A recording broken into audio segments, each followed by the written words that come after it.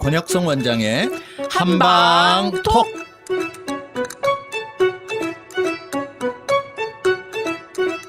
청취자 여러분 안녕하십니까? 권혁성입니다. 안녕하세요. 서유경입니다. 네, 오늘의 주제는 어지러움입니다. 제가 이제 어지러움 증상이 있다고 말씀드렸잖아요. 네. 근데 이게 병원에 가기가 되게 애매해요. 그러니까 어지러운 증상이 막 있을 때 그 고비만 살짝 넘기면 뭐 일상으로 괜찮아져요. 돌아가니까. 네. 그러니까 제가 말씀드리고 싶었던 건 이 어지러움증이 되게 흔한 질병인데 네. 이거 그냥 안고 살아가는 거죠, 사람들이. 네. 맞습니다. 그래서 사실은 대표적인 앞서 말씀드렸던 중추성, 또 심장으로 인한 것 이런 것들은 좀 자칫 우리가 큰 위험을 초래할 수 있는 거니까 네. 뭐 중풍이나 뇌혈관 질환이 있는 경우, 심장 질환이 있는 경우는 적극적인 또 뭐 치료들을 해야 되고요. 그렇지 않고 위험하지는 않지만 굉장히 불편한 그리고 우리가 흔한 네. 그런 그 말초성 어지럼증에 환자들이 호소하는 어지럼증이 크게 세 가지가 있어요. 네. 이제 첫 번째가 이제 전정신경염이라 그래서 전정기관 쪽에 네. 염증이 생기는 걸로 보는 거죠. 그래서 이 어지럼증은 무지무지하게 심하게 어지럽습니다. 그래서 이제 우리가 한쪽으로 전정신경 염증이 생긴 걸로 봐서 병원에서는 항생제나 또는 이제 좀 부종이 생긴 거를 낮춰주는 그런 치료를 하지만 네. 바이러스에 의해서 온다, 감기처럼 온다라고 보고요. 그렇지만 이런 질환은 보통 몇 주 안에 심하지만 낫죠. 그런데 이제 문제는 낫지 않고 6개월 이상 지속되는 경우가 가끔씩 있어요. 이런 너무 경우는 힘들겠다. 굉장히 고통스럽죠. 네. 예, 이런 경우는 이제 한의원에 많이 찾아오게 돼요. 그러면 이제 한의원에서 증상에 따라서 좀 네네. 치료를 하게 되고요.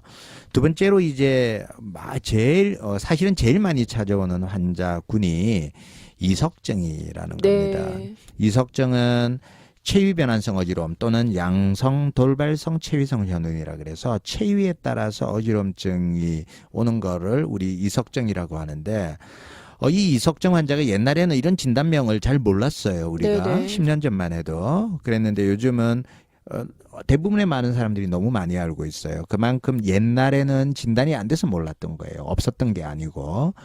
그게 이제 2008년도는 50만 명 정도가 통계상으로 이석증을 앓고 있다라고 했는데 네.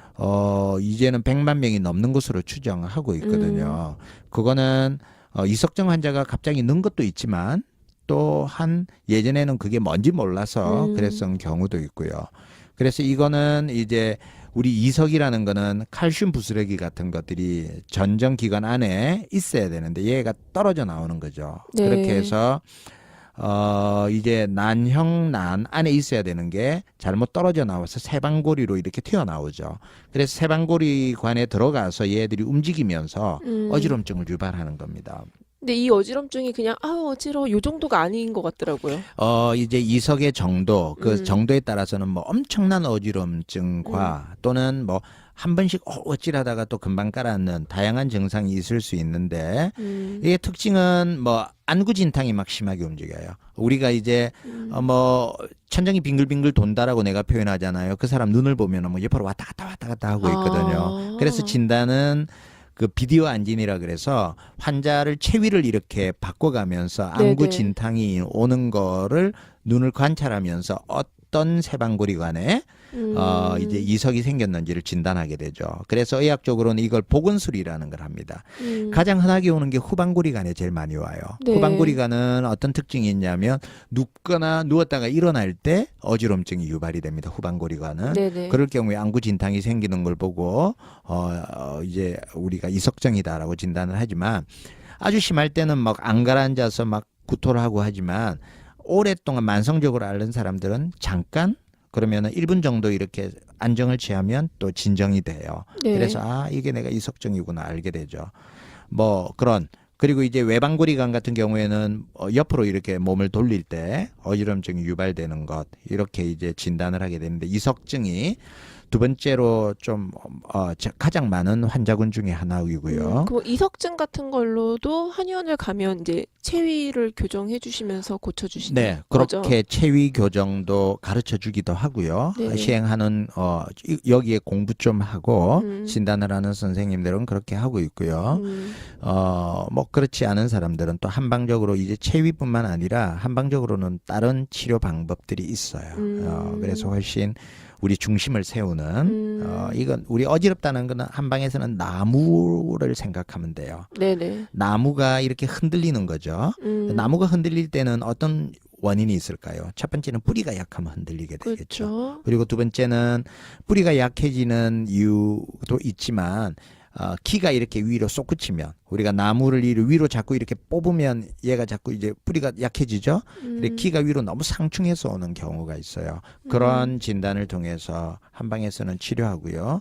누가 의외로- 흔들면. 맞습니다. 그게 풍입니다. 네, 그래서 그런 치료를 하게 됩니다. 네. 그 다음에 이제 아주 고통스럽고 그래도 좀 많은 환자들을 만나게 되는 증상이 메니에르라는 병이에요. 네네. 이름 많이 들어보셨죠? 네네. 이 메니에르라는 병은 이제 어지러움증 이 오지만 난청과 이명이 같이 동반되는 질환이에요.